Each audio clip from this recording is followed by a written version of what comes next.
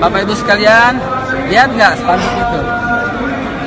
Al-Quds aja mau terapkan khilafah. Indonesia? Khilafah itu Islami, kenapa ditolak di Indonesia? Saya bilang bukan ditolak, tapi tertolak. NKRI versus khilafah. Sebenarnya kedua hal ini, NKRI dan khilafah, itu tidak terlalu tepat dibanding-bandingkan karena keduanya tidak apple to apple. Biar mereka yang bahas. Ntar kalau Anda bahas, makar. Lapar, makar siang, makar malam, makar subuh, makar pagi, namanya sarapan. Khilafah, Al-Quds.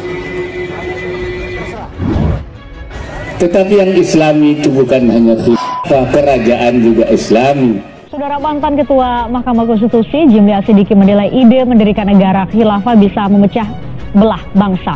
Jimli menyebut ide negara khilafah tidak sesuai dengan Negara Kesatuan Republik Indonesia yang berdasarkan Pancasila. Nah, kalau khilafah tidak dilarang, nggak ada mana bukti pelarangan khilafah. Saya sudah katakan berkali-kali, kalau khilafah sebagai sebutan terhadap pemimpin, itu tidak apa-apa, tetapi khilafah sejalan gerakan ideologi untuk mengganti sebuah sistem yang sudah disepakati yang bernama negara Pancasila itu jelas-jelas itu adalah gerakan terlarang. Nah, NKRI ini adalah suatu pilihan bentuk. Ini kesepakatan yang diambil sehingga negara kita bisa kita sebut sebagai Darul Ahdi, negara kesepakatan. Kayak kontrak sosial.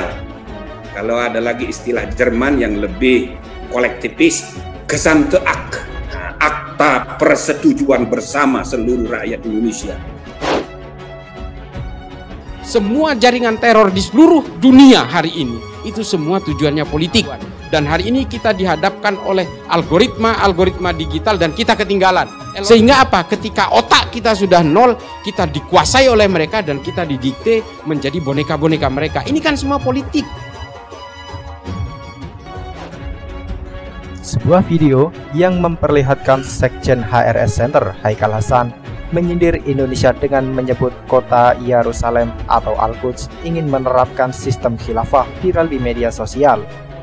Video Haikal Hasan sebut Al-Quds ingin menerapkan khilafah dan kemudian menyindir Indonesia itu viral usai diunggah pengguna Twitter SpeedThread seperti dilihat pada Selasa 22 Maret 2022. Dalam narasi cuitannya, netizen itu menyebut Haikal Hasan dengan sebutan antek korba dan pendusta yang bermimpi bertemu Nabi Muhammad SAW. Selain itu, sang netizen juga menilai pendakwah kondang itu dengan nyata dan terang-terangan mendukung khilafah. Si antek orba pendusta, mimpi ketemu Nabi, nyata pendukung khilafah, cuit netizen SpeedThread. Dilihat dari video itu, tampak Haikal Hasan tengah berkunjung ke kota Yerusalem atau dikenal Al-Quds. Ia pun lantas menunjuk sebuah spanduk yang terpasang di kota Al-Quds itu. Menurutnya, tulisan Arab yang tertera dalam spanduk itu menyebut bahwa Al-Quds mau menerapkan sistem khilafah. Bapak Ibu sekalian, lihat gak spanduk itu? Al-Quds aja mau terapkan khilafah, ujar Haikal Hasan sembari menunjuk spanduk di Al-Quds tersebut. Terkait spanduk itu, Haikal Hasan lantas menyindir Indonesia. Ia mengatakan tak mau membahas soal khilafah di NKRI lantaran nantinya dia akan dituding makar.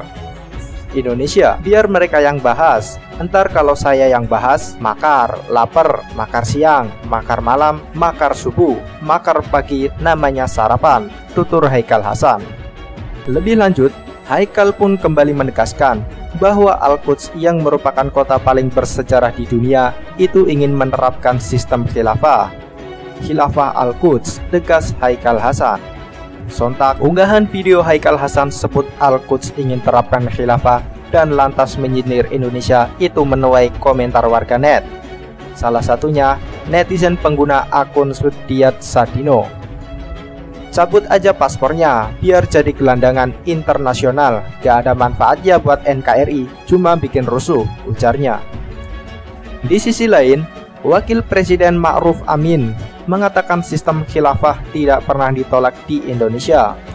Khilafah bukan ditolak, tapi tertolak. Apa bedanya? Kalau ditolak bisa masuk tapi ditolak.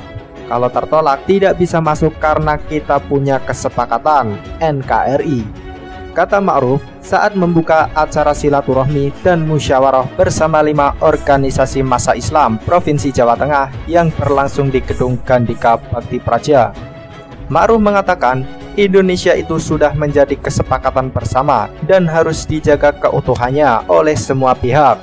Ia menuturkan, khilafah sebagai sebuah sistem pemerintahan tidak bisa diterapkan di Indonesia. Khilafah itu Islam karena ada khilafah Abbasiyah, khilafah Utsmaniyah, kerajaan juga Islami. Buktinya ada Saudi Arabia, sistem pemerintahannya kerajaan. Yordan juga oleh ulama di sana diterima. Keamiran juga Islami, Kuwait, Qatar Emirat. Republik juga Islami, selain Indonesia ada Mesir dan Turki. Jadi kalau soal Islami, ya semua Islami, ujarnya. Ma'ruf juga meminta permasalahan yang terkait dengan khilafah ditanggapi secara proporsional oleh semua pihak. Tidak perlu disikapi dengan menenteng seperti mau perang Baratayuda saja. Secara proporsional saja, katanya. Ia pun mengajak para ulama dari berbagai ormas Islam untuk turut serta menjaga situasi kondusif di Jawa Tengah. Kita sama-sama tahu negara ini sedang membangun menuju Indonesia maju dan kesejahteraan bagi seluruh rakyat Indonesia dengan 5 program yang menjadi prioritas, yakni sumber daya manusia, infrastruktur, penyederhanaan regulasi, reformasi birokrasi, serta transformasi ekonomi, ujarnya. Bapak Ibu sekalian, lihat nggak spanduk itu? Al-Quds aja mau terapkan khilafah. Indonesia?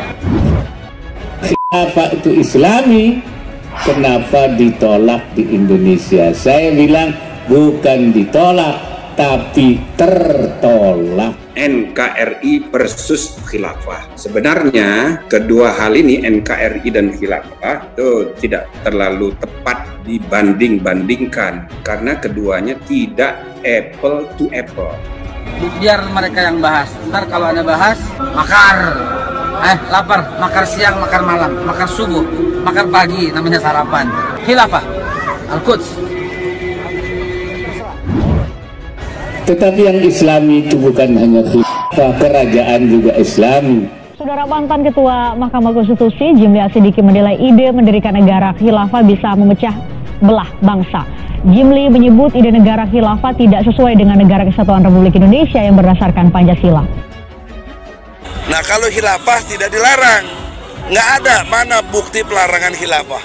Saya sudah katakan berkali-kali, kalau khilafah sebagai sebutan terhadap pemimpin, itu tidak apa-apa. Tetapi khilafah sejajaran gerakan ideologi untuk mengganti sebuah sistem yang sudah disepakati, yang bernama negara Pancasila itu, jelas-jelas itu adalah gerakan terlarang. Nah, NKRI ini adalah suatu pilihan bentuk. Ini kesepakatan yang diambil sehingga negara kita bisa kita sebut sebagai Darul Ahdi, negara kesepakatan. Kayak kontrak sosial. Kalau ada lagi istilah Jerman yang lebih kolektivis, Gesamteakt, akta persetujuan bersama seluruh rakyat Indonesia.